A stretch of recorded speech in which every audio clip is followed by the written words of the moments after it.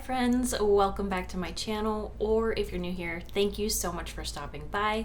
My name is Cece and I am coming back to YouTube after a hiatus due to breast cancer. Last week we talked about how I worked on my full makeup inventory while I was away from YouTube and some of my short-term goals for my collection. You can see that video here if you're interested. This week I want to talk about some of the edits that I made to my eyeshadow palettes during that time as well to make them more usable for me. So I'm going to show you what the palette originally looked like, what it looks like now. We'll do some swatching, and I want to know if you would have made the same decision or if you would have gone a different direction. Would you just have decluttered these and called it a day? Or do you think what I did will make these usable for me? I'm going to start with some of the smallest palettes that I worked on. The first one is this little duo from Farrah. I got this from Ipsy. The shades in here were Forget Me Not and Nectar, and they were both shimmers. So there was a pinky shimmer here and then this more peachy shimmer or orange apricot almost over here. I don't do shimmers. I've never done an all shimmer look in my life. I am a matte girly, so I decided this would be more cohesive for me if I had a matte that would pair with the shimmer. This is something that I could use for a one palette look if I'm traveling. Nice, quick, one and done. So this is what this color story looks like now. I think these are perfect. You've got your crease shade and a nice lid shade. This is something I would throw on if I was in a real hurry before work or if I'm on a trip. I think these go much better together than the original did. The second palette is another Farrah duo that I got from Ipsy. This one was Wildflower and Bloom, and unfortunately it already broke after I remade this palette. So the shade over here was originally a very pale pastel pink, something that does not work well with my skin tone, just comes out looking chalky, patchy, not great. I replaced it with the shade Boho from the brand Itsy. They're no longer around, but you can still get some of their stuff through Ipsy sometimes. I thought that this shade would be a better crease transition shade than what was in here, and I thought it went pretty well with this deeper purple shade. Here is what that looks like. Again, another super quick look that you can do with just two shades, something to deepen up that outer V while the other shade goes in the crease and across the lid. I'm really excited to try this one out. I haven't yet, but I really want to. This is the Warm Lit Nude Upcycle from PYT. I don't believe this brand is available anymore. I got this through Ipsy, but the shade that was down here was more of a reddish shimmer, and it wasn't a very nice formula. I did not enjoy touching it or using it, so I switched it out with a shimmer that was actually in the Basic Beauty Hot Cocoa Bomb quad, which was down here. So now this is something that, again, I think I could take on a trip. Nice, cohesive. We've got, you know, a nice crease shade, a nice darker outer V, and we can use both of these shimmers together in one single look. So that's what it looks like now, and yeah, I think that's going to be pretty usable for me. Now the Hot Cocoa Bomb quad here, this was a different, very light shimmer. It was lighter than the one that's in here now, and it was kind of dead. The formula was not working for me anymore. This shade is original to the palette as well as this matte here, but this was the other shimmer that I just showed you in the PYT palette, and that meant that there were 3 shimmers in here and no dark outer V color. I kind of like what I did here. I think it will work pretty well and give us exactly what we're looking for. Look at that.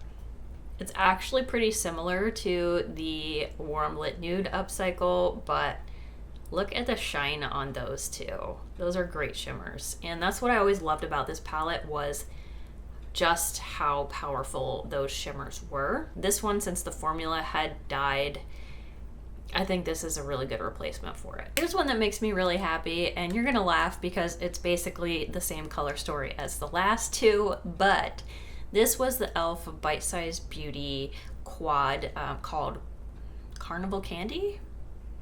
Yeah, Carnival Candy. So, for those of you that are familiar with these quads, this used to be a blue shimmer, and I hate blue shimmers, and I just did not understand how it went with this color story. So, I had a little single from Illamasqua, cute little single that came in an Ipsy bag, surprise, surprise. And I thought, why don't we just pop that in there instead and give ourselves yet another neutral color story that will be great for traveling. This one's a little different because it's got some redder, rustier tones in it. But there's what that looks like. The lightest shade doesn't show up too well on me, but it's great for kind of buffing out the other shades in my crease.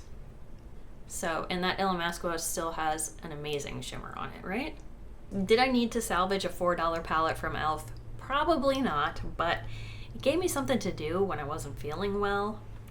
And that kind of gave me a purpose when things were pretty crappy. So, I'm happy with it. Last quad here, this is from Bella Pierre, and it is the Peach Blossom eyeshadow palette. This was just, it just wasn't my thing. And I ended up, let's see, I replaced 2 shades in here. This one's a bit messy because it was actually the first one I worked on. It's not the only one that's messy, but it was, let's just call it practice. So there were 2 other shimmers in here. Now we have 1 shimmer and 3 mattes. Nice, very light neutral one, a nice peachy pink, and a deeper reddish brown, almost like a burgundy. Again, this one's pretty messy, but I like how it goes together. Again, it's something I find way more cohesive, makes way more sense to me, and I'll actually pick it up and use it. Whereas the way it looked before, I liked the packaging. I liked that, but I just didn't like the color story. Next up is another little baby palette. This is a Rare Beauty Quint. This is called Sincerely Me, and this came out around the holidays a few years ago. Love my mini baby palettes. It was adorable, but the center shade here was glitter, and I do not put glitter on my eyes. And anyone who has followed my channel for any amount of time knows that. So I ended up dropping in one of my Terra Moon singles. I think this one actually works better with the color story than the glitter that was in there because it was like it was too red. Now this one I have not tried out yet. In fact, this will be the first time I ever swatch it, but hopefully the palette will hold up. Especially with this edit that I made. Yeah, the mattes aren't great, but there's our new color story. So this Terra Moons, I believe it was Wicked Rose. Look at the shine on it. Okay, this one is a duochrome, so it is a pinky gold, absolutely gorgeous. I love that shade, and I'm excited to have these to play around with in conjunction with it. This next palette is one I was always on the fence about, but I kept it because when I swatched the shimmers, they were so stunning, so stunning. They just looked amazing. I never used it. I never used the palette because I just did not like one shade that was in it, and it really just, it didn't make sense to me with that shade. This was a teal originally. Why? I don't know. Why would you put a teal in with all of these?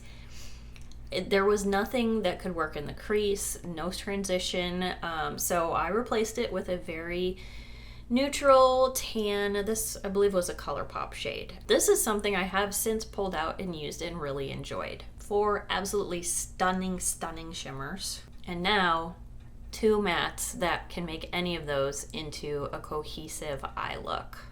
Okay, here are a couple other 6-pan palettes that maybe these will work for me now. I just have never been very excited about these. These are the Zoeva Spice of Life This actually came as a trio of 3 mini palettes. They all are full-size palettes that I believe are 12 pan that they just edited down to be smaller. So first up is the Cocoa Blend. Both of these had a deeper red, maroon, burgundy kind of shade in there that I didn't think it worked. So, hey look, another very neutral, warm brown color story, but now it makes sense to me. And all of these shades were either from my singles collection or came from other palettes that were a part of this experiment. So I feel I was able to kind of reduce my singles as I pulled them into these palettes. So that kind of made me feel good too. So here is what this looks like now. Again, pretty boring. You can barely see the lightest shade there, but nice, very compact, usable palette now. The second one is the Spice of Life, and again, yeah, this one was, I believe, like a burgundy shimmer, and I needed something deeper and a shade that I would actually use because I'm not big on burgundies. So this is actually pretty similar to the other one. The lightest shade doesn't even show up at all for me. And the darker matte I added in there is actually not the greatest formula right now, so that one might get replaced with something else. But there we go, another attempt to make this something that I'll actually pull out of my drawers and use. Moving on to Too Faced. Okay, I'm a sucker for these little tin 8-pan palettes. They are so cute, but it's mostly the outside that I like about these. So I tried to do something to make me like the inside as well. First up is the Salted Caramel. There was a really hot pink shade in here that I would never touch, and when I looked at the color story together, it just threw me off. I didn't know how to use it. So we pulled that out and put one in that I don't remember where it came from. I don't remember what it was. It looks like it was a shimmer. It's not too shimmery now. That is it up here. It may actually have come from a Lime Crime palette, but I do think it makes the color story way more cohesive, and again, something I would rather pick up than what it looked like prior. Next up is the That's My Jam palette. This one was all pinks and purples, and again, this was a kind of jammy hot pink shade that had, I think it had pink sequin to it, and that did not work for me with the rest of this. I also took this one out. I don't remember what it was, but I got actually a BH Cosmetics shimmer in there that was from one of the smaller palettes they had, Romantic Nude maybe. The shimmer on this end here was from the Balm, and it's such a pretty, it's like a pinky purpley shade. Unfortunately, it has hard panned since I put it in here, so probably not gonna see much out of it. And yeah, that wasn't the point. It was supposed to be usable. Maybe if I repress it again, I can get a better consistency out of it. Right now, there's not much going on there, but I tried. So here is what this looks like now. We've got a touch of green in this shimmer. We've got the pinky one down here, and you might be able to see a slight bit of the purpley shimmer here from the one that's hard panned. But yeah, it's better than it was. Even if that one is unusable, I still think it's better than it was. Last up is the Light My Fire. And can you guess what kind of shade was in here that I didn't enjoy? Yeah, because apparently Too Faced has to put hot pinks into everything, or deep pinks. Not my thing. So this is way more my thing. If you know me, I love my yellow and orange shades. I love to make a nice sunsetty look. So this looks a lot more like something that I would use. This kind of screams CC to me. So I think this shade up here actually came from an Ace Beauté palette that I decluttered a long time ago. And then this one I believe came from the Odin's Eye Alva. It didn't really fit in that palette to me, but fits a lot better here. So here is what that looks like. Much more fun to me. I absolutely adore these orange shades, nice fiery sunsetty. Way better and reminds me way more of Lighting My Fire. Okay, this one is possibly the one that I am the most proud of just because of the color story that came out of it. This was the Baroque palette from ColourPop, and everything in here was gray or like a blue gray, but there were a couple shimmers in here that look gray, but when you swatch them, they're not at all. So I actually played off of those and made a different, beautiful color story, in my opinion. Here's what she looks like now. So out of this shade, this one, and this one are for sure original. It's possible this one was as well. This one was from the BH Cosmetics Romantic Nude, I think. And so was this one. The others, I don't remember what this one was, but I think the others were ColourPop. They were just from different palettes that I've pulled apart. Some of these are a bit messy now, but you can see that this pulls a lot more mauve-y, purpley than it used to, and while it's not swatching the prettiest, I'm really excited about trying it on my eyes. Okay, last up is another ColourPop palette. This one was the Sandstone collection. This thing had so much glitter in it. They were sequin mattes like all over the board. Not a fan here. So I ended up actually taking apart an iconic London palette. And those shades, I didn't actually repress them. I just popped them in here because they're about the same size as these pans, and it's working. I'm not sure we're going to swatch this one, but here is what I've turned it into.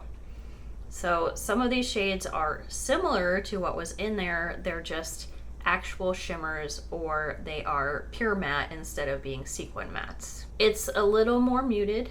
There was a bright yellow in here before, but this is something I find workable, whereas prior to that, I would open it up and just see glitter everywhere and be overwhelmed and shut it again. I forgot this little guy. So this is the Milk Cosmetics Bad Side Zodiac Fire, and I pulled one shade out of here. I believe it was up here, and it was more of a red tone. Not my thing. This shimmer right here is absolutely amazing, and I wanted to do it justice. So this is the new color story. This is another fiery color story, and I love it. I'm very excited that I found something that worked in there better for me. Super deep, like burnt sienna, ochre kind of color. Don't remember where it came from, but totally works better than what they had in there, in my opinion. So that is everything for now. I had a lot of fun playing with these palettes, trying to get them to work for me rather than just decluttering them or handing them off to someone else because I couldn't make them work. I'm excited to try these out in the next year and see if they really are what I envisioned them to be, or if maybe they're just not gonna work altogether. But at least I can say I gave them another shot. Let me know what you think of the color stories I created. Have you struggled with any of these palettes in your collection, and have I inspired you to make some edits of your own? I'd love to know. Let me know down in the comments. Thanks so much for being here. If you did enjoy this video, please remember to give it a thumbs up and leave me some comments down below. I will see you all in my next video. Bye. Actually, a BH